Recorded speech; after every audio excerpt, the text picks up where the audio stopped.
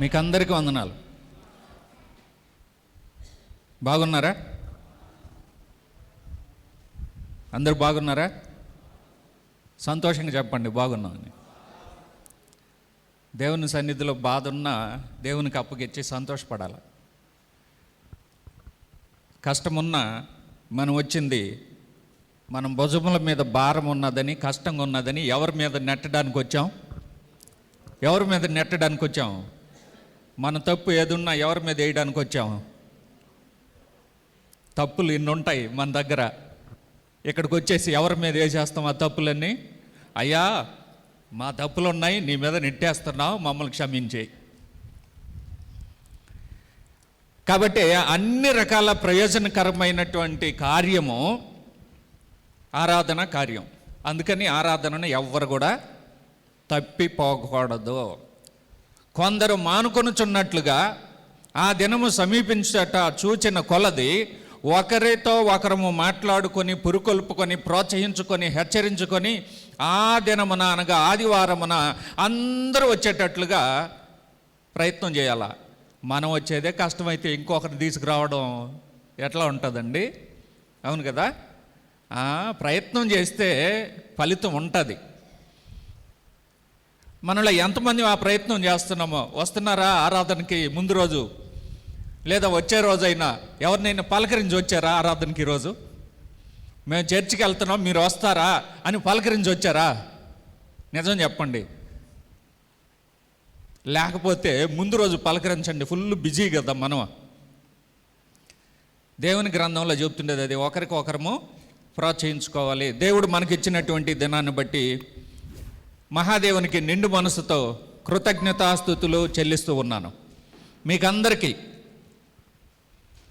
నా ఎదురుగా ఉన్న స్త్రీలకు, పురుషులకు, పిల్లలకు, ఇప్పుడే పరీక్షలు రాసి ముగించుకొని ఆనందంగా ఉన్న పిల్లలకు, టీవీలో వీక్షిస్తున్న వారికి అందరికీ సంతోషంగా హృదయపూర్వకంగా వందనాలు తెలియజేస్తూ ఉన్నాను. ఏప్రిల్ మాసం అంటే పరీక్షలు, సెలవులు. పరీక్షల్లో విపరీతంగా కష్టపడతారు, సెలవులు వస్తానే విపరీతంగా ఎంజాయ్ చేస్తారు పిల్లలు. సో అలాగా పిల్లలందరూ రాసిన పరీక్షల్లో దేవుని సహాయం రావాలని కోరుకున్నాం. ఆ పరీక్షలు రాసేటప్పుడు పిల్లలు కొన్ని నిబంధనలను పాటించాలి. ఏంటది? సమయానికి రావాలి, చూసి రాయకూడదు, తర్వాత చట్టాలు పెట్టకూడదు, సమయానికి రాసి ఇచ్చేయాలి. ఒకవేళ ఆ నియమాలను అతిక్రమిస్తే ఏం జరుగుతుంది? ఏం జరుగుతుంది పిల్లలు చెప్పండి? ఆ నిబంధనను అతిక్రమిస్తే టీచర్స్ ఏం జరుగుతుంది? వాళ్ళకి ఏం జరుగుతుంది చెప్పండి? డీబార్ చేస్తారు, పరీక్షలు రాయకుండా చేసేస్తారు, శిక్ష వస్తుంది. కాబట్టి అతిక్రమణదారులు అనగా ఏ నియమమునైనా, ఏ చట్టాన్నైనా అతిక్రమిస్తే శిక్షార్హులు. ఎవరైనా ఓవర్ క్రాస్ చేస్తే విల్ బి పనిష్డ్. ఎవరైనా అతిక్రమిస్తే శిక్షార్హులు.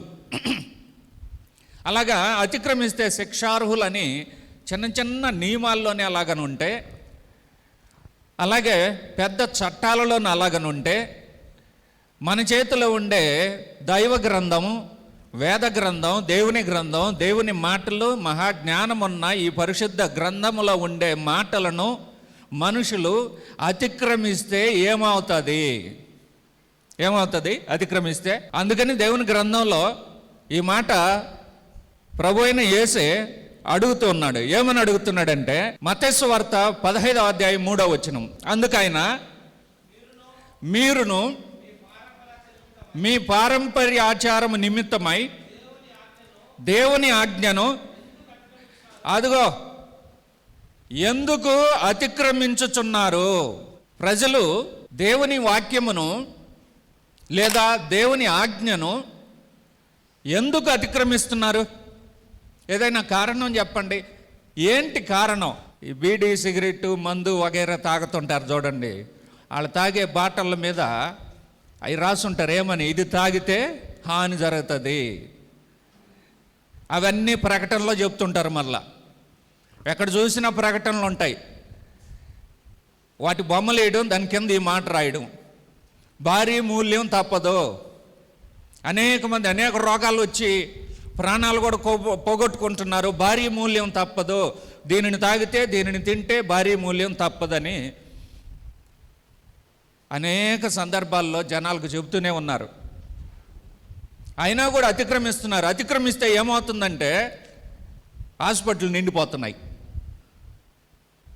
ఆ నియమాన్ని అతిక్రమించినందువలన ఏమవుతున్నాయి? ఇప్పుడు ఎక్కడ చూసినా హాస్పిటల్ నిండిపోతున్నాయి. ఎందుకంటే అతిక్రమించారు, శిక్షార్హులు. అలాగనే దేవుని ఆజ్ఞను లేదా దేవుని వాక్యమును జనులు ఎందుకు అతిక్రమిస్తూ ఉన్నారు? చట్టాన్ని ఎందుకు అతిక్రమిస్తున్నారు చెప్పండి?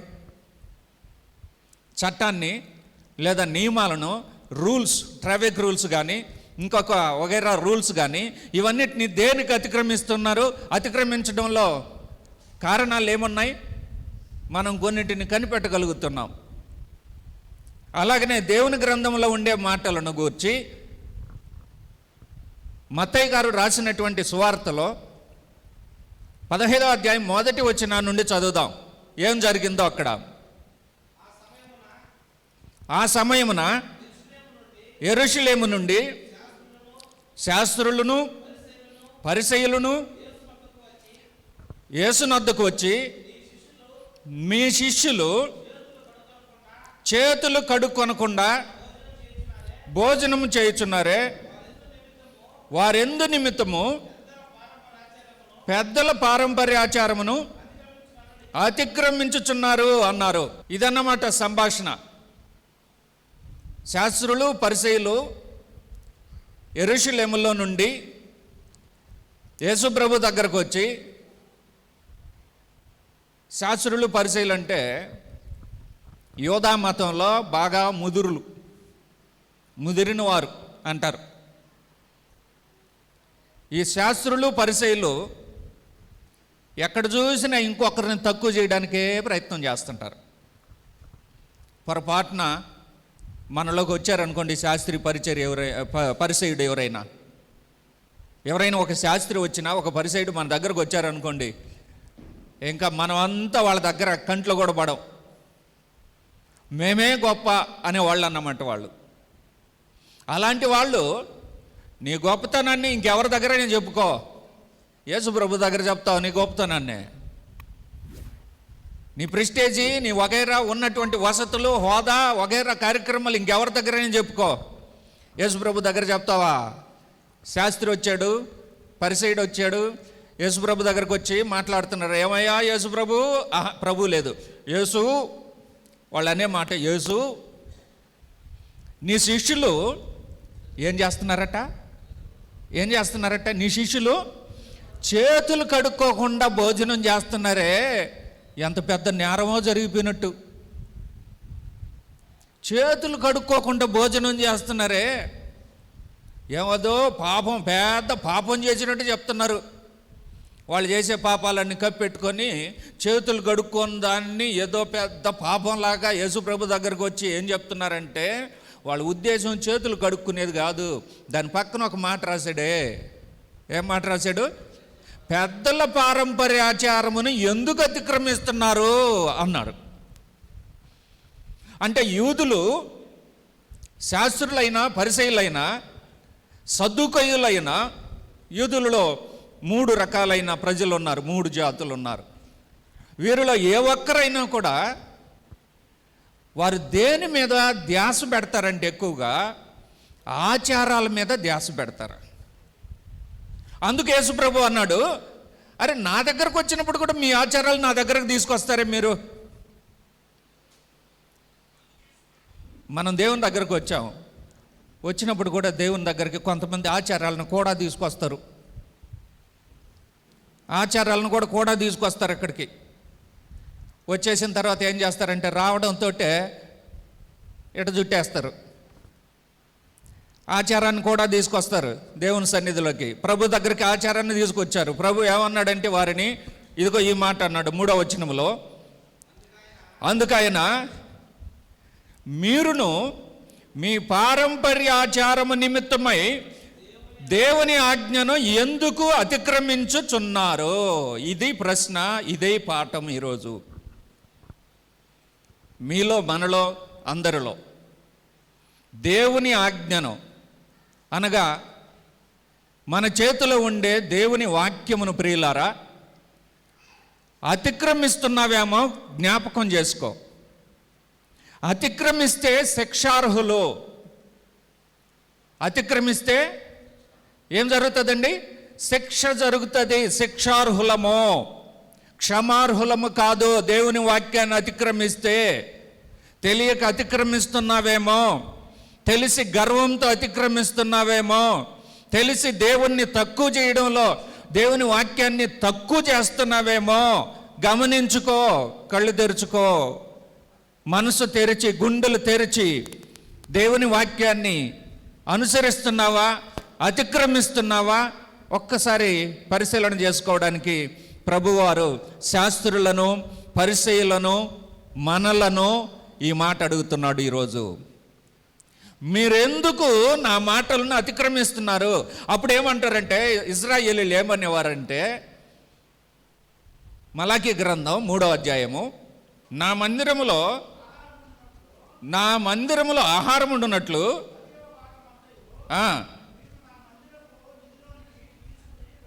నా మందిరపు నిధిలోనికి ఇవి తీసుకురండి అన్నారు. వాళ్ళు తీసుకురాల. ఈ విషయం తెలిసి దేవుడు ఇశ్రాయేలీయులను ఏమడిగాడంటే 7వ వచనములో,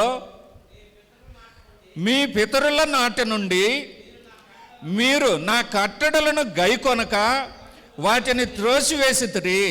అయితే మీరు నా తట్టు తిరిగిన ఎడల నేను మీ తట్టు తిరుగుదునని సైన్యములకు అధిపతియగు యెహోవా సెలవీయగా మీరెందుకు మీ పితరుల నాటి నుండి నా మాటలను అతిక్రమిస్తూ ఉన్నారు?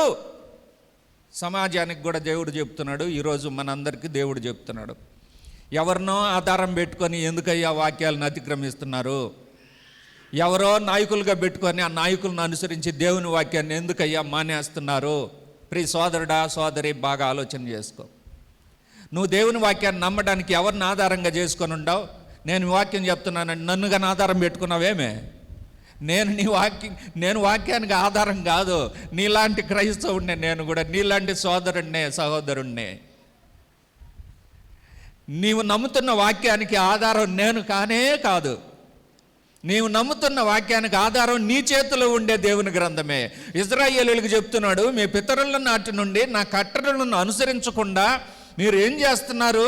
అతిక్రమిస్తున్నారే అని అడిగితే ఏమనాలండి? సమాధానంగా దేవుని దగ్గర ఏమనాలి? దేవుడు అడిగాడు ఈ మాట, ఎందుకై అతిక్రమిస్తున్నారని అడిగారు. అప్పుడు దేవుని దగ్గర, చిత్తం ప్రభువా, నీ దాసులమైన మేము తప్పు చేసాము, అతిక్రమించాము, సరిదిద్దుకుంటాము, దిద్దుబాటు చేసుకుంటాం, ఇక మీద చేయము అనాలనా లేదా? మీరు చెప్పండి, ఏమనాలి చెప్పండి? అంతేనా లేకపోతే ఇంకేమన్నానా? చెప్పండి, ఏమనాలండి? మీరైతే ఏమంటారు చెప్పండి? మీరు ఎందుకు వాక్యాన్ని అతిక్రమిస్తున్నారని నేను మిమ్మల్ని అడిగా, అదే దేవుడే మనల్ని అడిగాడు. నీ సమాధానం ఏంటి చెప్పండి? మీరేం చెప్పరా? సరే, అలాగే దేవుడా వీళ్ళు ఎవరు ఏది సమాధానం చెప్పలా, అంతే కదా? వీళ్ళు ఏం చెప్పారో చూడండి, తర్వాత వాక్యం. మేము దేని విషయంలో, మేము దేని విషయంలో తిరుగుతామయ్యా? ప్రశ్న అడిగితే భయపడి గమ్మునైనా ఉండలేదు. దేవుడు ప్రశ్న అడిగితే తెలియలేదనుకోండి, ఓరకనైనా ఉండు. దేవుని దగ్గర వాగేసినాం అనుకో, పట్టుబడిపోతాం మనం. ఏదంటే అది మాట్లాడేస్తే అమాంతంగా పట్టేసుకుంటాడు. వీళ్ళు ఏం చేశారంటే, అయ్యా ఎందుకు నా వాక్యాన్ని అతిక్రమిస్తున్నారంటే, అయ్యా తప్పు అయిపోయింది క్షమించనలేదు. ఏమయ్యా, దేనిలోనయ్యా మేము అతిక్రమిస్తున్నాం? అసలు దేని విషయంలో మేము నీ వైపు, నీ కట్టడి వైపు తిరగాలి? మేమేం తప్పు చేసాము అని అంటున్నారు వీళ్ళు, శాస్త్రులు, పరిసయ్యుల వలె. ఇక్కడి నుంచి వచ్చింది వాళ్ళకు కూడా ఈ అలవాటు. అందులో నుంచి నీకు కానీ, నాకు కానీ, మనకు కానీ, ఎవరికైనా ఈ అలవాటు వచ్చిందో లేదో ఇప్పుడు పరిశీలన చేయబోతున్నాం. ఇలాగన ఒక మనుషులను ఆధారంగా చేసుకొని, లేకుంటే మన వెనుకటి చరిత్రను ఆధారంగా చేసుకొని ఆనవాయితీగా దేవుని వాక్యాన్ని అతిక్రమించుకుంటూ కాలం గడిపేస్తున్నామేమో. ఎంతకాలం ఉన్నది ఎవరికి తెలియదు, ఏ రోజు ఏం జరుగుతుందో తెలియదు. ఉన్న కాలంలోని వాక్యాన్ని అనుసరించండి, అతిక్రమించవద్దు. అతిక్రమిస్తే శిక్షార్హులు. భక్తులు ఆచారములను అనుసరించినట్లయితే వాటి వలన బహు ప్రమాదాలకు గురవుతారు, చాలా ప్రమాదాలకు గురవుతారు. అది ఆత్మ సంబంధమైన ప్రమాదము, ఇంకా మరి దాని నుండి తప్పించుకునే అవకాశమే లేదు. అందుకు చెప్తున్నాడు, అతిక్రమించిన వారు శిక్షార్హులు. నిబంధనను మీరితే వాళ్ళకి ఖచ్చితంగా శిక్షే వస్తుంది. అందుకు అడిగాడు ప్రభువారు వాళ్ళని. ఏమని అడిగాడు? మరలా చదవండి, 3వ వచనం, మత్తయి సువార్త 15వ అధ్యాయము. అందుకు ఆయన, మీరును మీ పారంపర్య ఆచారము నిమిత్తము దేవుని ఆజ్ఞను ఎందుకు అతిక్రమిస్తున్నారు? ఎందుకు అతిక్రమిస్తూ ఉన్నారు? వాళ్ళు కూడా ఏమని సమాధానం చెప్తారంటే, మేమేం అతిక్రమించలేదు అన్నట్టుగానే ఉంటారు వాళ్ళు. ఎందుకు అతిక్రమిస్తున్నారు? ఆజ్ఞ వచ్చి అనుసరించాలి కానీ అతిక్రమించకూడదు. దేవుడు మనకు ఆజ్ఞ ఇస్తే ఆ ఆజ్ఞను మనం అనుసరించాలి. ఆ ఆజ్ఞను తీసేసాడు అనుకోండి, దానిని అనుసరించవచ్చా? దేవుడు ఆజ్ఞ ఇచ్చి తీసేసాడు అనుకోండి, దాన్ని అనుసరించవచ్చా? అమలులో లేని ఆజ్ఞను అనుసరిస్తే అది ఆచారము. అమలులో లేని ఆజ్ఞ ఉంటుంది చూడండి. ఇంతకు మునుపు చట్టంలో కొన్ని జీవోలు ఇచ్చున్నారే, వాటిని ఇప్పుడు అనుసరించాలంటే అది కుదరదు. ఇంతకుముందు చట్టంలో దేవుడు ఆజ్ఞలు ఇచ్చాడు, వాటిని తీసేశాడు, వాటిని మేము అనుసరిస్తామంటే దానిని ఆచారము అని అంటున్నాడు. కాబట్టి అమలులో లేనటువంటి ఆజ్ఞ ఆచారము లాంటిదే. వీళ్ళు పారంపర్యంగా ఈ మాటలు చెప్పుకుంటూ వస్తున్నారు. కాబట్టి ఆ పారంపర్య ఆచారమును బట్టి దేవుని వాక్యమును అతిక్రమిస్తూ వస్తూ ఉన్నారు.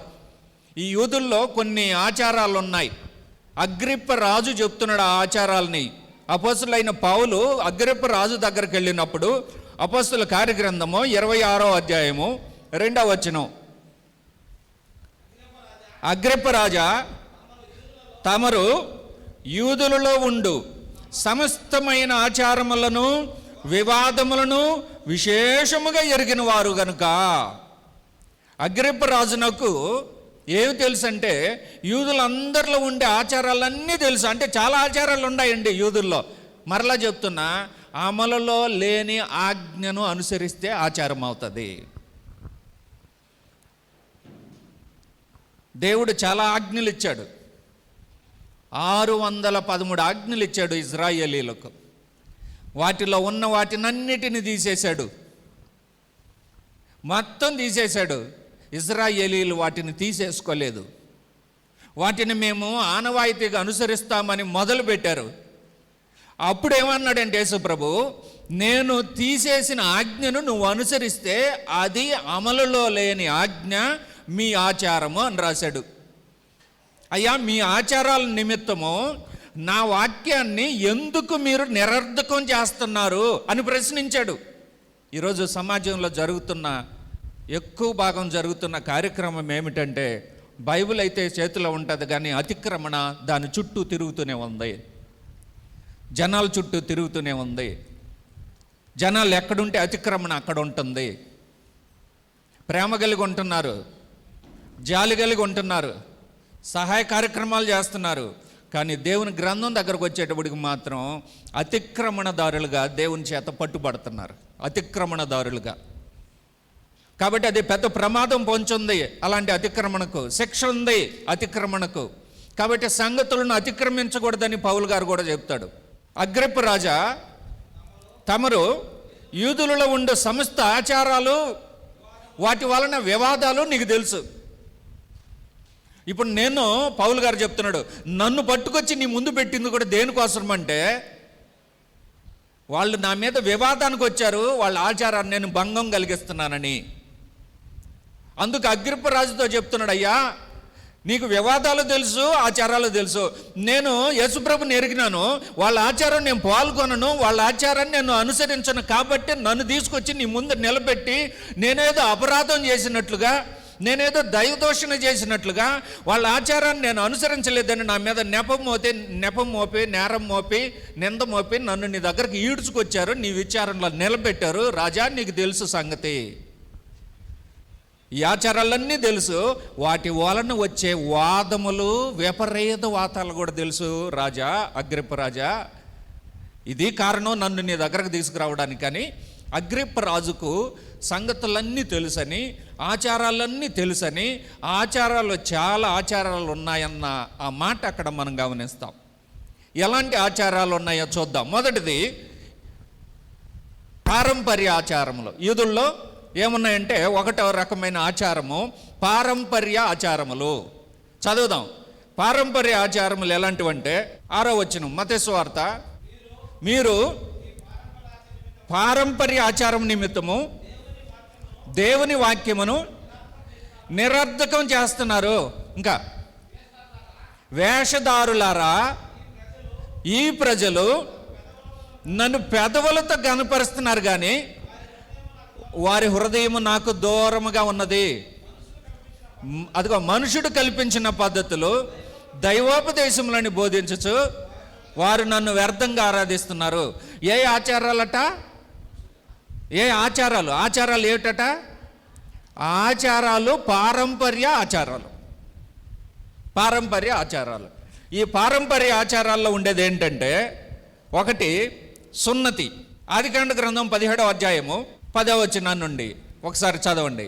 అబ్రహాముతో దేవుడు మాట్లాడి అబ్రహామును నడిపించి అబ్రహాముతో నిబంధన చేసుకుని అబ్రహామును విశ్వాసులకు తండ్రిగా తీర్మానించాడు కదా.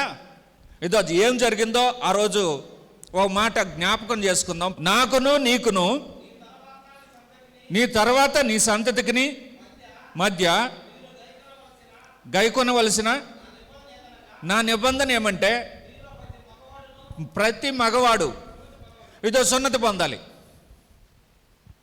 యూదుల పారంపర్యాచారాలు ఏంటంటే అబ్రహాముతో చేసేడే సున్నతి. కాబట్టి ప్రతి పురుషుడు 8వ దినమున సున్నతి పొందాలి. ఇది పెద్దలు అనగా అబ్రహాం దగ్గర నుండి దేవుడు ఒక నిబంధనగా, నీకు నాకు నిబంధన ఇది, నా వాడుగా నువ్వు ఉండాలంటే, నీ దేవుడుగా నేను ఉండాలంటే ఈ కార్యక్రమం నువ్వు చేయాలి. అపోస్తలుడైన పౌలు గారు కూడా చెప్పాడు దీని గురించినటువంటి వివరణ ఫిలిప్పీ పత్రిక 3వ అధ్యాయము 5వ వచనములో. మాసిదోనియా ప్రాంతంలోని ఫిలిప్పీ పట్టణంలో అక్కడ ఉన్నటువంటి వారి అందరికీ సువార్త చెప్పి ఆ తర్వాత కొంతకాలం తర్వాత వాళ్ళకి పత్రిక రాస్తూ ఈ మాట చెప్తున్నాడు, 8వ దినమున సున్నతి పొందితని. 8వ దినమున ప్రతి మగవాడు మగబిడ్డ సున్నతి పొందాలి. ఇది ఎవరికి ఇచ్చాడు దేవుడు ఆజ్ఞ? ఇశ్రాయేలుకి ఇచ్చాడు. ఆజ్ఞ తీసేసిన తర్వాత అది ఏమైంది? తీసేయాలి. ఆజ్ఞ తీసేసిన తర్వాత దానిని మానేయాలి, దానిని తీసేయాలి. కానీ యూదులు ఏం చేస్తున్నారంటే దానిని ఏం పేరు పెట్టుకొని అనుసరిస్తున్నారు? మా పారంపర్యము, మా పెద్దలు, మా పితరుల ఆచారం ఇది. అమాయకులారా, అది ఆచారం కాదు, అది దేవుని ఆజ్ఞ ఇచ్చాడు, తీసేశాడు. దానిని ఇప్పుడు మీరు తీసేసుకోవాలి. అంతేగాని ఆ ఆచారాన్ని ముందు పెట్టుకొని నువ్వు అనుసరించకూడదు. అందుకనే అమలులో లేని ఆజ్ఞ ఆచారంగా మారిపోయింది. యూదులందరూ దానిని ఎలాగ చేస్తున్నారంటే ఇప్పుడు ఆచారంగా అనుసరిస్తున్నారు. అందుకనే ఈ శాస్త్రులు వచ్చేసి, ఈ పరిసయ్యులు వచ్చేసి యేసు ప్రభు దగ్గరకు వచ్చి, ప్రభువా, ప్రభు లేదు, యేసు, నీ శిష్యులు ఈ కార్యం చేస్తున్నారే, నీ శిష్యులు ఇదిగో విశ్రాంతి దినాన్ని వెన్నులు దుంచుకొని తింటున్నారే, నీ శిష్యులు ఇదిగో విశ్రాంతి దినాన్ని మంచి కార్యం చేస్తున్నారే, స్వస్థపడే కార్యక్రమం, బాగుపడే కార్యక్రమం, భోజనం చేసే కార్యక్రమం వగైరా మాటలన్నిటినీ తీసుకొచ్చి యేసు ప్రభు దగ్గర ప్రశ్నలు అడుగుతున్నారు. ఆయనను ఏదో రకంగా తక్కువ చేయడం వీళ్ళ ఉద్దేశం. యేసుప్రభు దగ్గరకు వచ్చి నేర్చుకోవాలని కాదు. కొందరు ఈ పనులు చేస్తారు, కొందరు రకరకాల ప్రశ్నలు వేస్తుంటారండి. అయ్యో ఆసక్తితో ఉన్నారని నేర్చుకుంటారని మనం అనుకుంటాం. వాళ్ళు నేర్చుకోరు. ఏంటి అని అంటే ఊరికేనే నీకు తెలుసో లేదని అడిగాడట. నేర్చుకునే దానికి కాదట. నీకు తెలుసో లేదని అంటే నీకు తెలియకపోతే నాకు తెలుసని గొప్పగా తనకు తాను గొప్పగా అనుకునే దానికోసం ఇంకొకరిని ప్రశ్నించే వారు ఉన్నారు కొందరు. అలాంటి వారు తెలుసుకోవాలి. మీరు ఏ లెక్కలకు వస్తారంటే శాస్త్రులు పరిశీలన లెక్కలకు వస్తారు. ఒక పట్టాన్ని నేర్చుకోరండి వీళ్ళు, ఒక పట్టాన గమ్మనుండరండి.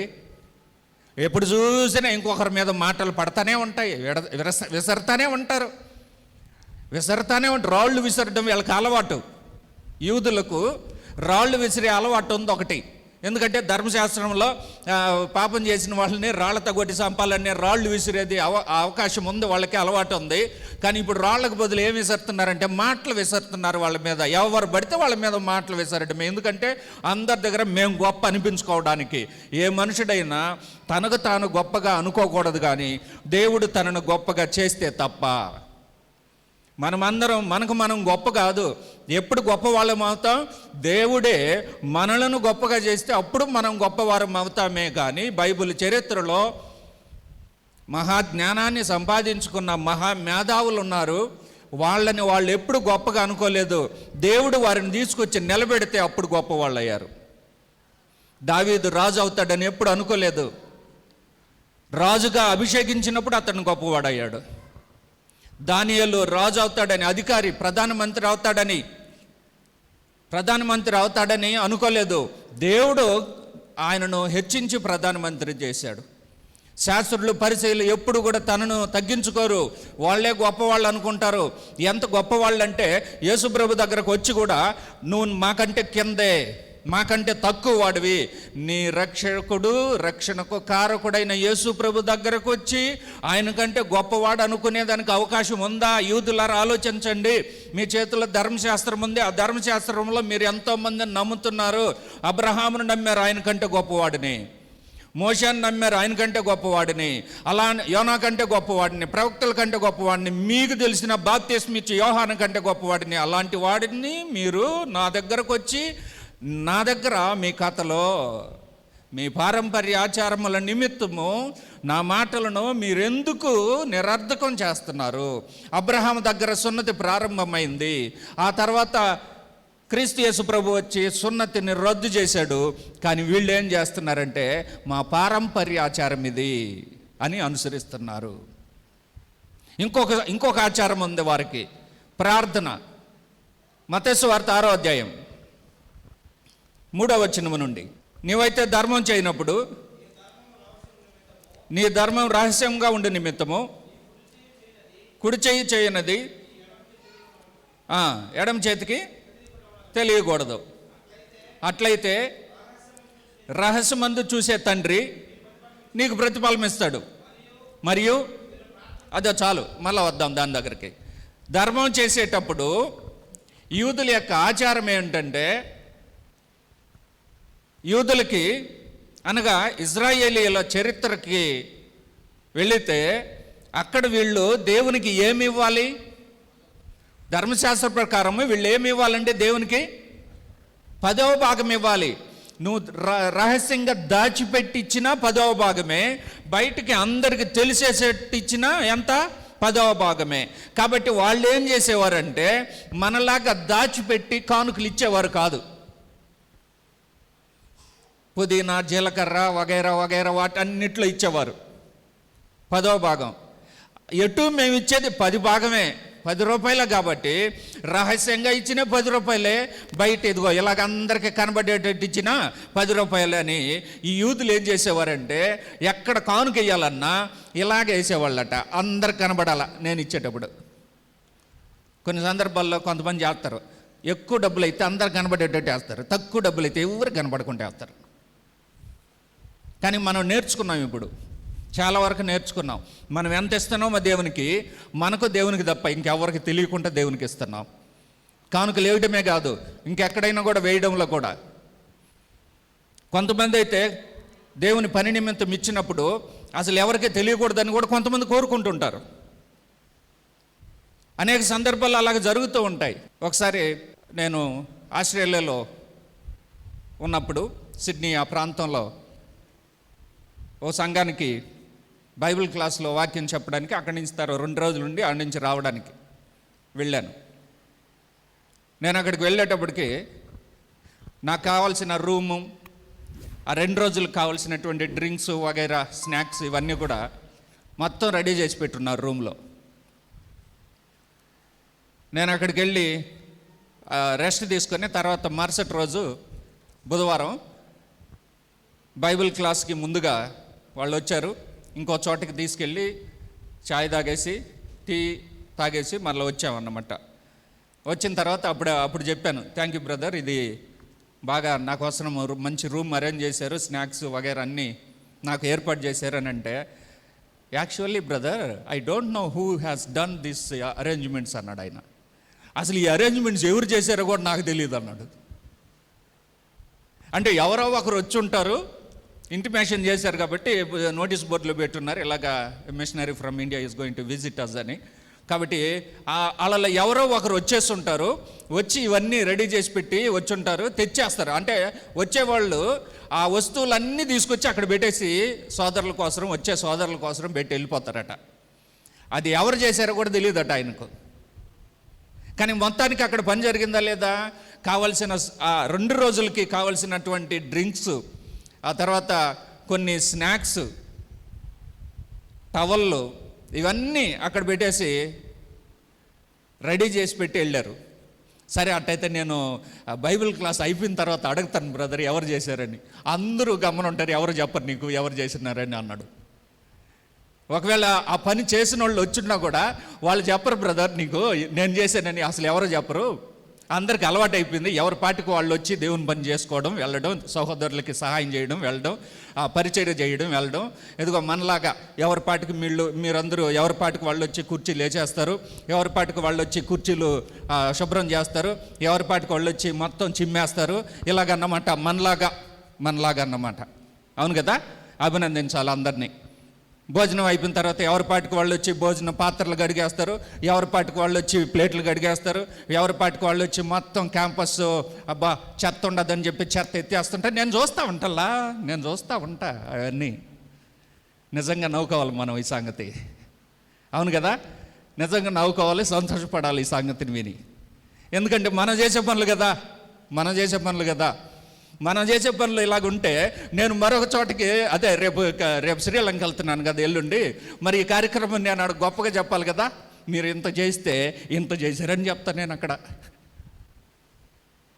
అంతే కదా, నాకు సంతోషం కదా. ఇంత కార్యం చేశారంటే నేను గొప్పగా చెప్పుకోవడానికి నాకు ఎంత సంతోషంగా ఉంటుంది. కాబట్టి దేవుని ఆజ్ఞను అతిక్రమించే యూదులు ఇదిగో ఈ కార్యక్రమం చేసేటప్పుడు ధర్మం చేసేటప్పుడు వీళ్ళు రహస్యంగా చేయరు. ఎందుకు రహస్యంగా చేయరంటే వాళ్ళు ఎక్కువ ఎవరు 10 రూపాయలు అంటే 10 రూపాయలు ఇస్తారు కాబట్టి, అది రహస్యమైన బహిరంగమైన ఒకటే కాబట్టి ఇచ్చేస్తారు, అందరికీ తెలిసేటట్టు వేస్తారు. పేద విధవరాలు 10 రూపాయలు ఇవ్వలేకపోయింది. యేసు ప్రభు అక్కడ కూర్చోండారు. మేము రహస్యంగా చేసినామంటే ఆయన ఏమన్నా అనుకుంటాడేమో, 10 లేదనుకుంటాడేమో అని అందరూ కనబడేటట్టు ఇచ్చారు. ఆమె ఇవ్వలేకపోయింది, ఆమె రహస్యంగా ఇచ్చింది. వీళ్ళకు ఉన్నటువంటి అలవాటు ఏంటంటే, ఆచారం ఏంటంటే, వాళ్ళు 10 రూపాయల కంటే ఎక్కువ ఇవ్వరు దేవునికి, అంటే 10% కంటే ఎక్కువ ఇవ్వరు. అది కూడా ఎలాగా, అందరి ముందు కొన్ని సందర్భాల్లో ఈ పుదీనా పండినప్పుడు, పుదీనా జీలకర్ర పండినప్పుడు కట్టలు కట్టేస్తారు. 1, 2, 3 ఇసిరి అట్లా వేసేస్తారు వాళ్ళు. అది వాళ్ళ ఆచారం. అయ్యా మీ ఆచారాన్ని పక్కన పెట్టండి, నేను చెప్పిన వాక్యాన్ని ఆజ్ఞను అనుసరించండి అని చెప్తే, మా ఆచారం ముందు ఉండాల్సిందే, 1, 2, 3, 4, 5, 6, 7, 8, 9, 10 ఇసిరేసేసాం అయిపోయింది అని అంటారు. ఇంకొక ఆచారం ఏంటంటే తర్వాత వచ్చిన మత్తయి సువార్త 6వ అధ్యాయం, మరియు మీరు ప్రార్థన చేయనప్పుడు వేషధారు వలె ఉండవద్దు, మనుషులు కనబడవలెనని సమాజ మందిరముల్లోనూ వీధుల మూలల్లోనూ నిలిచి ప్రార్థన చేస్తారు. యూదులకి ఇంకొక ఆచారం ఉంది, ప్రార్థన ఆచారం. ఈ ప్రార్థన ఆచారం ఏంటంటే, యూదుల్లో ఉండే పురుషులు 3 సార్లు ప్రార్థన చేస్తారు రోజుకి. మీరు ఎన్నిసార్లు ప్రార్థన చేస్తున్నారు ఏమో. పొద్దున్న టిఫిన్ అప్పుడు ఒక ప్రార్థన, మధ్యాహ్నం భోజనం అప్పుడు ఒక ప్రార్థన, సాయంత్రం భోజనం అప్పుడు ఒక ప్రార్థన. 3 ప్రార్థనలు అయిపోయినాయా? పిల్లలు ఎన్నిసార్లు ప్రార్థన చేస్తారు మీరు? పెద్దలు ఎన్నిసార్లు ప్రార్థన చేస్తారు మీరు? యూదులు పురుషులైతే 3 సార్లు ప్రార్థన చేస్తారు, స్త్రీలైతే 2 సార్లు ప్రార్థన చేస్తారు. ఇది ఎవరి ఆచారం అంటే యూదుల ఆచారం. 3 సార్లు కానీ ప్రార్థన చేసేసారు అనుకో, ఇంక అవసరం లే, వాళ్ళు ఫీల్ అయిపోతారు, అయిపోయింది మా ప్రార్థన అయిపోయింది ఈరోజు. 4గోసారి ప్రార్థన చేయరంటే అయిపోయింది 3 సార్లు ప్రార్థన అయిపోయింది, ఇంక చేయబడలే. స్త్రీలు 2 సార్లు ప్రార్థన చేశారు, అమ్మ మళ్ళీ ప్రార్థన చేసుకున్నావు రండి అంటే అయిపోయింది, నేను 2 సార్లు చేసేసా, ఇంకా చెయ్యను నేను, ఎందుకంటే నా ఆచారం అయిపోయింది. అది ప్రభు చెప్పింది, ఎందుకయ్యా ఈ ఆచారాలను ముందు పెట్టుకొని నా వాక్యాన్ని వినకుండా పెడచెవిన పెడుతున్నారు, అతిక్రమించొద్దయ్యా, శిక్షార్హులు మీరు అని చెప్పాడు. మీరు అతిక్రమించొద్దు, శిక్షార్హులు అని అన్నాడు. మరొక ఆచారాన్ని కూడా చూద్దాం, చదవండి. మరొక ఆచారం మత్తయి సువార్త 15వ అధ్యాయం 4వ వచనం. 4వ ఆచారము అంటే ఆచారంలో, పారంపర్య ఆచారంలో మరొక విషయం, తల్లిదండ్రులను గనపరచవలెననియు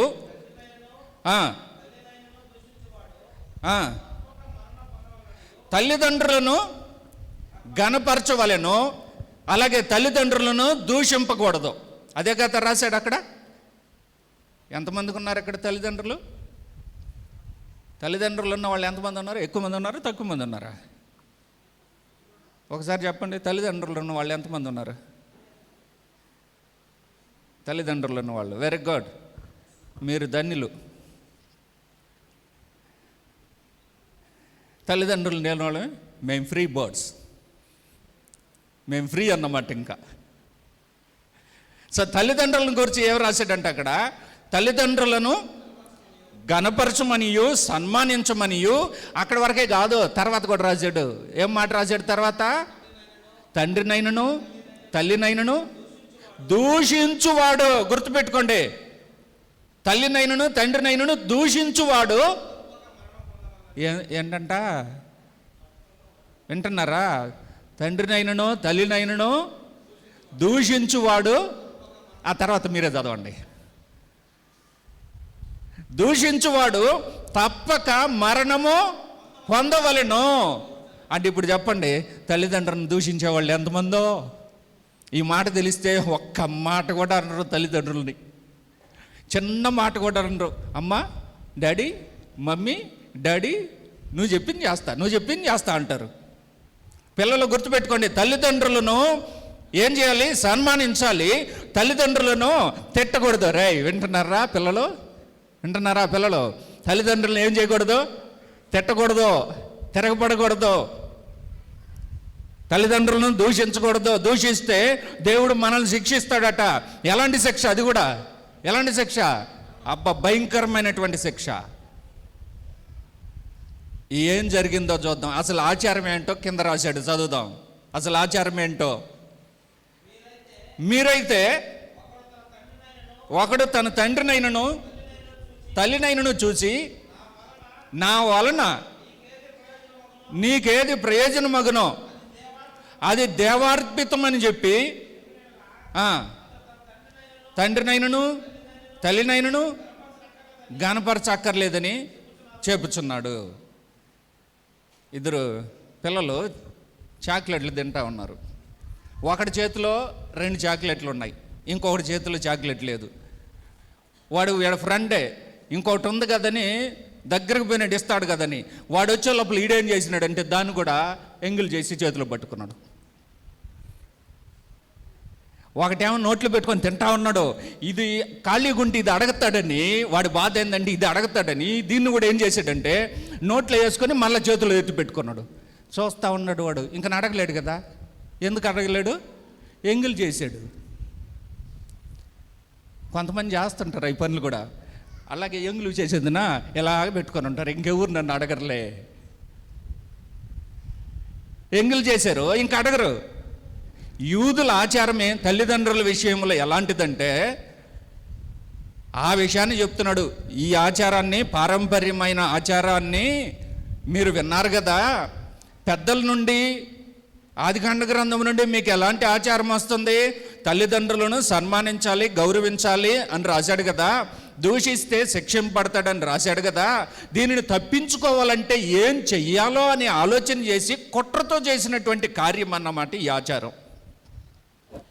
ఈ యూదులు ఏం చేస్తున్నారంటే తల్లిదండ్రులను గనపరచాలి. వాళ్ళ దగ్గర 100 రూపాయలు ఉండదు అనుకోండి, తల్లిదండ్రులకు ఇవ్వాలి. ఈ 100 రూపాయలని తల్లిదండ్రులు వచ్చారు, అడుగుతున్నారు, నాయన మాత్రలు లేవురా, మాత్రలు కొనుక్కోవాలి అన్నారు. అప్పుడు ఈ 100 రూపాయలను తీసి ఏం చెప్తున్నాడంటే, అమ్మా నానా నా దగ్గర 100 రూపాయలు ఉంది, ఈ 100 రూపాయలు దేవునికి ఇచ్చేశాను నేను అన్నాడు. ఈ 100 రూపాయలు నేను దేవునికి ఇచ్చేశాను, కాబట్టి దేవార్పితమైనది నీకు ఇవ్వకూడదు కదా. నాకు 200 ఉంటే అమ్మా నాన్న నీకు మాత్రలు తీసి ఇచ్చేవాడిని. అరే బాబు నేను చచ్చిపోతున్నాను రా, నేను మాత్రలు వేసుకోకపోతే చచ్చిపోతున్నాను రా అని అంటే, నేనేం చేసేది నానా, నేనేం చేసేది అమ్మా, నా దగ్గర ఉన్న 100 రూపాయలు దేవార్పితం అమ్మా, ఇది దేవునికి ఇచ్చేసానమ్మా అని చెప్పి ఈ ఆచారాన్ని ముందు పెట్టుకొని దేవుని వాక్యాన్ని నిరర్థకం చేస్తూ తల్లిదండ్రులు చూడడం మానేశారు. తల్లిదండ్రులను చూడడం మానేశారు. మార్క్స్ వార్త 7వ అధ్యాయం 11వ వచనం, ఆయనను మీరు ఒకడు తన తండ్రినైనను తల్లినైనను చూసి నా వలన మీకు ఏదైనా ఉపయోగపడేది ప్రయోజనకరమైనది ఉంటే అది కోర్బాను అనగా దేవార్పితము. మా అమ్మ మా నాన్న ఆకలితో ఉన్నారు, నా దగ్గరకు వచ్చారు, ఆకలితో ఉన్నాను నాయన, తిండి ఏమి లేదని. నా దగ్గర బిర్యానీ ఉంది. అప్పుడు నేనేం చేశానంటే, ఈ బిర్యానీ వాళ్ళు వస్తే ఈ బిర్యానీ ఎక్కడ పెట్టబడుతుందని నేనేం చేశానంటే, ఈ బిర్యానీ తీసుకొచ్చి అక్కడ పెట్టేసి, అమ్మా ఇది దేవునికి పెట్టేశాను, ఇది నువ్వు తినకూడదు, నేను తినకూడదు. నా సింపుల్ టెక్నిక్ అన్నమాట. నేను తప్పించుకునేసా. ఇప్పుడు నేనేం చెప్పేశాను, ఇది దేవునికి పెట్టేశాను, ఇది కాబట్టి నీకు పెట్టడానికి నా దగ్గర ఏమన్నా ఉందా, న్యాయం చెప్పు మమ్మీ డాడీ న్యాయం చెప్పు అని అంటే, వాళ్ళు కడుపు మంట అల్లాడారు. యూదులు ఇలాగ తల్లిదండ్రులను చంపేశారు. యూదులు తల్లిదండ్రులను గౌరవించకుండా వీళ్ళ ఆచారాన్ని ఇలాగ అలవాటు చేసుకొని తల్లిదండ్రులను నిర్లక్ష్యం చేసి తల్లిదండ్రులకు రావాల్సినటువంటి ఘనతను ఇలాగా దేవుని వైపు ఇలాగ పెట్టినట్లుగా కోర్బాను అని చెప్పేస్తారు. కోర్బాను అని చెప్పేస్తారు. కోర్బాను అని చెప్పేస్తే ఇది దేవార్పితం తినే వస్తువు అయినా తల్లిదండ్రులు ఉంటే వచ్చి సహాయం అడిగితే, ఇది కోర్బాను అమ్మా నాన్న, ఇది కోర్బాను అని చెప్పేస్తాడు. అప్పుడు వాళ్ళు గమ్మనైపోతారు, ఆకలితో అలమటిస్తారు. అసలు ఆకలి తీరక కడుపు మండి చచ్చిపోయినటువంటి వారు కూడా ఉన్నారు. కేవలము వీళ్ళ ఆచారాలను ముందు పెట్టుకొని తల్లిదండ్రులను చంపివేసినటువంటి యూదులు ఉన్నారు. కోర్బాను అంటే దేవార్పితం, దేవునికి ఇచ్చేసాను అంటే, నేను చెప్పాను కదా, ఎంగిల్ చేసేసాను నువ్వు తినకూడదు, ఎంగిల్ చేసేసాను నువ్వు తినకూడదు, నేను దేవునికి ఇచ్చేసాను నువ్వు తినకూడదు. నీ దేవుడు ఏం చెప్తున్నాడు, నీ తల్లిదండ్రులను సన్మానించు, నీ తల్లిదండ్రులను సన్మానించు అనే మాటను దేవుడు చెప్తుంటే వీళ్ళ ఆచారాన్ని ముందు పెట్టుకొని దేవుని మాటను నిరర్థకం చేస్తూ ఇంటి దగ్గర కూడా కనీసం దేవుని ఆజ్ఞను అనుసరించకుండా అతిక్రమిస్తున్నారు. కాబట్టి ఇలాంటి వారు శిక్షార్హులు. తల్లిదండ్రులను నిర్లక్ష్యం చేసేవారు శిక్షార్హులు, తల్లిదండ్రులను చూడనటువంటి వారు శిక్షార్హులు, తల్లిదండ్రులను దూషించేవారు శిక్షార్హులు. ఎలాగ జరిగేదంటే, యూదుల్లో వాళ్ళ సంపాదన 100 రూపాయల సంపాదన అయితే వాళ్ళకున్న ఆ 100 రూపాయల బడ్జెట్లో మనం లెక్కలు రాసుకుంటుంటాం. 100 రూపాయలు నెలకి 100 రూపాయలు అనుకోండి, 100 రూపాయలు కాదు, అది అక్కడ కూడా రాదు, నెలకి 50,000 అనుకుందాం, ఒక రకంగా ఉంటుంది.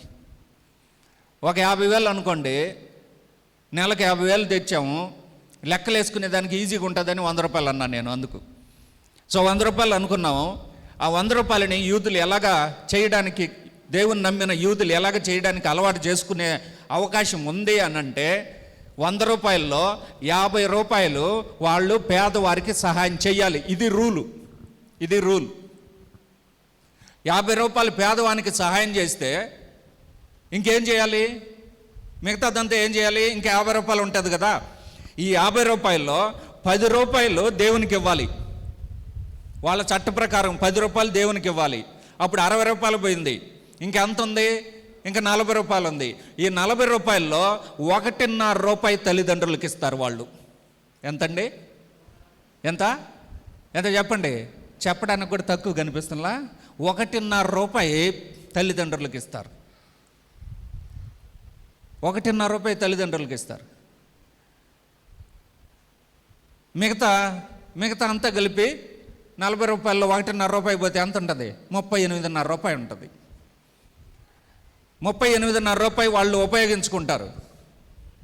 ఈ పేదవారికి సహాయం చేస్తారన్నారే 50 రూపాయలు, అది పేదవారికి ఎవరు? వాళ్ళు దాచిపెట్టుకుంటారు.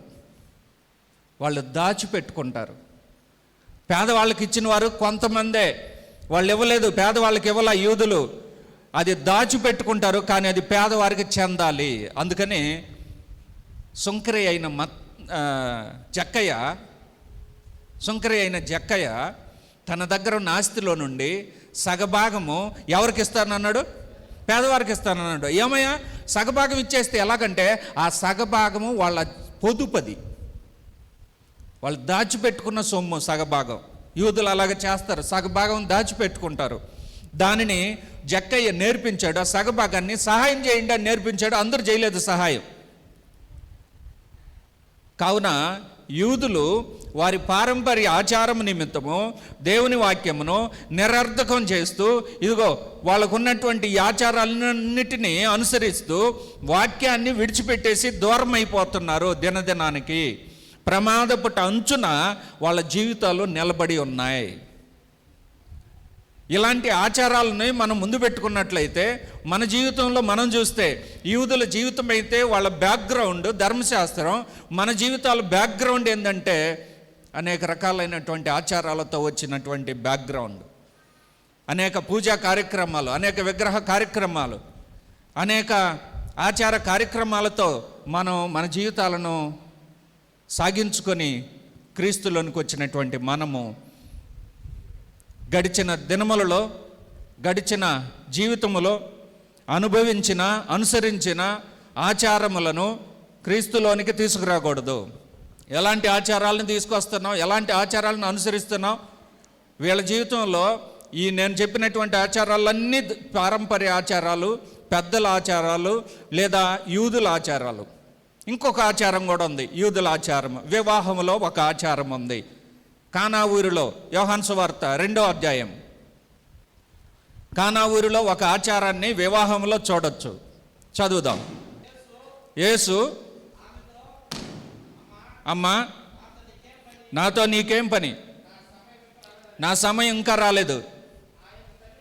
ఆయన తల్లి ఆ పరిచారకులను చూసి, అదో చూసారా, ఆయన మీతో చెప్పునది చేయుడని వారితో చెప్పింది. ఈయనేం చెప్పాడు? ఇప్పుడు చెప్తున్నాడు, చదవండి. అద్దుగో యూదుల శుద్ధీకరణ ఆచారం ప్రకారము 2-3 తూములు బట్టు 6 రాతి బాణలు అక్కడ ఉండాలి. ఇది వివాహంలో శుద్ధీకరణ ఆచారం.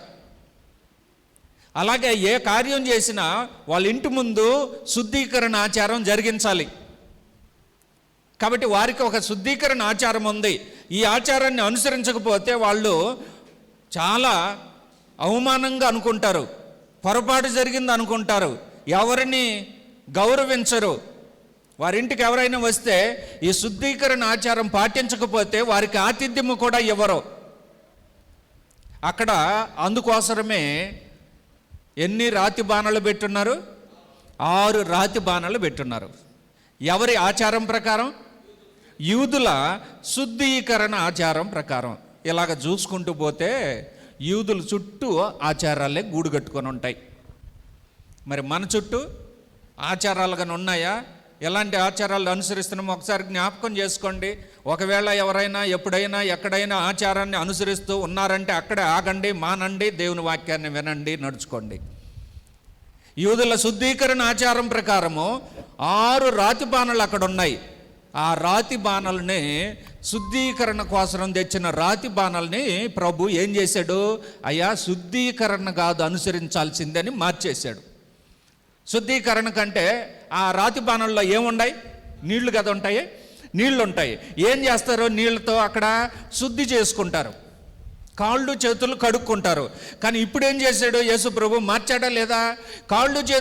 కాళ్ళు చేతులు కడుక్కునే నీటి బాణలను అందులో నీటిని మొత్తం అయిపోజేసి మరలా నీటిని పోసి కాళ్ళు కడుక్కునే దానికి కాదు ఇప్పుడు తాగడానికి ద్రాక్షారసంగా మార్చాడు. ఇక మీదట ఎప్పుడు మీరు రాతి పానలు పెట్టద్దు, శుద్ధీకరణ ఆచారం అనుసరించద్దు. శుద్ధీకరణ ఆచారాన్ని మార్పు చేసి ద్రాక్షారసం తాగే ఆచారాన్ని, ఆజ్ఞను ప్రారంభించాడు. ద్రాక్షారసం తాగేటువంటి ఆ కార్యక్రమాన్ని ప్రభువారు అక్కడ వారందరికీ పరిచయం చేశాడు. వచ్చిన వాళ్ళందరూ లేటుగా వచ్చిన వాళ్ళు రాతి బాణాలు ఎతకుతున్నారు. ఎక్కడయ్యా రాతి బాణాలు శుద్ధి చేసుకోవాలని. అయ్యా శుద్ధి చేసుకునేది అయిపోయింది, పోయి ద్రాక్షారసం తాగుబో.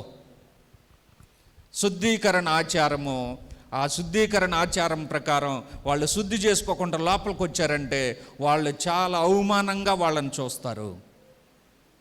కాళ్ళు కడుక్కోనంత మాత్రాన, చేతులు కడుక్కోనంత మాత్రాన అవమానం కాదు. మరొక విషయాన్ని చదువుదాం, మరొక ఆచారం చదవండి. మత్తయి సువార్త 2వ వచనం, 15వ అధ్యాయం 2వ వచనం. నీ శిష్యులు చేతులు కడుక్కొనకుండా భోజనం చేయుచున్నారే, వారు ఎందు నిమిత్తము పెద్దల పారంపర్యాచారమును అతిక్రమించుచున్నారు. ఏంటది? పెద్దల పారంపర్యాచారం. ఏంటంట పెద్దల పారంపర్యాచారం? చేతులు కడుక్కొని భోజనం చేయడం. చేతులు కడుక్కొని భోజనం చేయడం అంటే భోజనం దగ్గర కూడా ఒక ఆచారం ఉందండి. మనమందరం చేతులు కడుక్కొని భోజనం చేస్తామా? ఒకవేళ చేతులు కడుక్కోకపోతే ఏమన్నా నేరమా? చెప్పండి, ఏమన్నా నేరమండి? ఏమన్నా నేరం చెప్పండి. నేను అడిగిన ప్రశ్న, చేతులు కడుక్కోకుండా తింటే నేరమా, లేకుంటే పాపమా, అతిక్రమణ? కాదు కదా. ఎందుకు కడుక్కుంటాం చేతులు? మురుకుంటుందని. ప్రపంచంలో అందరూ చేతులు కడగరండి, స్పూన్లతో తినేస్తారు. చేతులు కడగాల్సిన అవసరమే లేదు అసలు. భోజనానికి చేతులు కడగాల్సిన అవసరమే లేదు. బయట దేశాలకు వెళ్ళినప్పుడు, ఉదాహరణగా అమెరికాకి వెళ్ళినప్పుడు, దాదాపు లాస్ట్ ఇయర్ అయితే 45 రోజులు ఉన్నా నేను. భోజనం చేసేటప్పుడు ఒక్కరోజు కూడా చేయగడగల నేను. అయ్యో అట్లా తిన్నాను అనుకుంటున్నారేమో. అట్లా తినలా, స్పూన్లతో తిన్నా. అలాగే తినలేదు, స్పూన్తో తిన్నా. అయినా అలాగే తిన్నా కూడా అక్కడెక్కడ మురికి అవద్దండి. వాస్తవం ఏంటంటే ఎన్ని చోట్ల తిరిగినా ఎక్కడైనా కూడా మురికి అవ్వదు చేతికి. ఎక్కడికి వెళ్ళినా క్లీన్గానే ఉంటుంది. అసలు చెమట పట్టదు. అసలు ఉమ్మి వేయడానికి ఉమ్మి కూడా రాదు. ఎందుకంటే దుమ్ము ఉంటే కదా ఉమ్మి వస్తుంది ఊరికనే. కాబట్టి చేతులు కడుక్కోకుండా అన్ని రోజులు భోజనం అంటే చేతులు కడుక్కోవాల్సిన అవసరం లేదు, స్పూన్తో తినొచ్చు. ఒకవేళ పొరపాటున చేతులు కడుక్కోకుండానే తిన్నావో దేవుడు ఏమైనా తోచేస్తాడా? పాపమా, అపవిత్రమా? చెప్పండి, అపవిత్రమా? కాదు కదా. యూదులు చేస్తున్నారు అది ఆచారంగా. అయ్యా పెద్దల ఆచారం ఏంటంటే నువ్వు చేతులు కడుక్కోకుండా తింటున్నావే. నీ శిష్యులు ఏమని చెప్తున్నారు? నీ శిష్యులు చేతులు కడుక్కోకుండా, అబ్బా ఏదో నేరం చేసేసినట్టు. అప్పుడు ప్రభువారు వాళ్ళకి ఎక్స్ప్లెయిన్ చేస్తున్నాడు కింద, అయ్యా ఒక మనుషుణ్ణి అపవిత్రపరిచేది, ఒక మనుషుణ్ణి పాపిగా తయారు చేసేది భోజనం కాదు, నోటిలోనికి పోయేది కాదు అపవిత్రుడిగా చేసేది. లోపల నుండి, గుండెల్లో నుండి బయటికి వచ్చినదే ఒక మనుషుణ్ణి నీతిమంతుడని, పాపి అని తీర్మానించును. చదవండి మత్తయి సువార్త 15వ అధ్యాయం. నోట పడునది మనలను అపవిత్రపరచదు కానీ నోట నుండి వచ్చినదే మనిషిని అపవిత్రపరచును. ఇదేంటిది? నోట నుండి వచ్చేదే. బాగా తినేసి వాంతికి చేసుకునేదా? అది కాదు. నోట నుంచి వచ్చేదంటే, నోట నుండి వచ్చేదంటే ఏంటో తెలుసా? గుండెల్లో దాగిన మాటలో చాకుల్లాగా వస్తాయే, బాణాల్లాగా గుచ్చుకుంటాయే. నువ్వెంతరా అంటే నువ్వెంత అంటాడే, లేకుంటే ఇష్టం వచ్చినట్టు బూతులు మాట్లాడతాడే, ఇష్టం వచ్చినట్టు తిడతాడే, ఇష్టం వచ్చినట్టు కోపంతో మాట్లాడతాడే, సూటిపోటి మాటలు మాట్లాడతాడే, వట్టి మాటలు మాట్లాడతారే, చెరిపి వేసే మాటలు మాట్లాడతారే, దూషణ మాటలు మాట్లాడతారే, ఆ చెడ్డ మాటలు మాట్లాడతారే, దేవుణ్ణి దూషించే మాటలు మాట్లాడతారే. అవి మనలను అపవిత్రులుగా చేసేది. మత్తయి సువార్త 12వ అధ్యాయం 37వ వచనం. ఓ మంచి మాట రాశాడు, చదువుదాం. నీ మాటలను బట్టి నీతిమంతుడు అని తీర్పు నందుదు. నీ మాటలను బట్టి అపరాధివని తీర్పు నందుదు. ఇది భోజనాన్ని బట్టినా మాటలను బట్టినా? గట్టిగా మాట్లాడినామనుకో మాటకారి అంటాం, ఇంకా గట్టిగా మాట్లాడితే గయ్యాళ్ళు అంటాం, అసలు ఏమీ మాట్లాడకపోతే అసలు నోట్లో అసలు చేయి పెట్టినా కొరకలేడు, అసలు మాటే రాదు అని అంటాం. ఇప్పుడుండే పరిస్థితులు ఎట్టుందంటే ఒక మాట తక్కువ, 2 మాటలు ఎక్కువ, ఇలాగుంది పరిస్థితి. అందుకని మాటలు జాగ్రత్త. నిన్ను అపవిత్రపరిచేది, నిన్ను పాపులుగా తయారు చేసేది, నిన్ను పాపిగా మార్చేసేది నీలో నుండి వచ్చు మాటలే కానీ నువ్వు తినే భోజనం కాదు, నువ్వు తినే మాంసం కాదు, నువ్వు తినే కాయగూరలు కాదు, నువ్వు తినేటువంటి వగైరా స్వీట్ పదార్థాలు కాదు. షుగర్ ఉన్నా తీపి తింటే నువ్వు పాపం చేసినట్టు కాదు, షుగర్ పెరుగుతుంది అంతే. బీపీ ఉన్న మరి సాల్ట్ తింటే పాపం చేసినట్టు కాదు, నీ బీపీ పెరుగుతుంది అంతే.